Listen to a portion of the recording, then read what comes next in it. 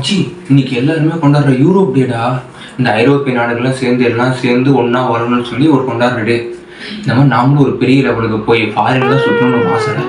தத்துவம் என்ன சொல்லுகிறது என்றால், யூரோப் டே முதல்ல உன் திருமணையில இருக்கிற அந்த டீக்கடையை தாண்டி பக்கத்து ஊர் போறதுக்கே உனக்கு மூச்சு வாங்கும். யூரோப் பத்தில பேச வராத மயிறு. மச்சி, நீ காமெடி பண்ற, ஆனா ஸ்லீப் வரல. காமெடி வேண்டாம், நான் சொல்லிட்டேன். நானு காமெடி பண்ணாத. நான் சொல்றது இங்க இருக்கிற கலாச்சாரத்துல நம்ம கத்துக்கிட்டு அவங்கள மாதிரி நம்மளும் டெவலப் ஆகணும்னு சொல்றேன். கலாச்சாரமா? உன் கலாச்சாரம் அந்த ரோட்டோரத்தில் நிக்கிற டீ கடையோட முடிச்சிட்டு தம்பி. ஆமா, நீ இன்னைக்கு ஊருக்கு போனோம்ல, மூடிட்டு ஈரோடு பஸ் செய்யற வழியே பாரு. நம்ம வாழ்க்கை எதை நோக்கி பயணமா போய்கிட்டு இருக்குன்னே தெரியலையே. என்னடா பாக்குற? கிளம்புடா மயிறு.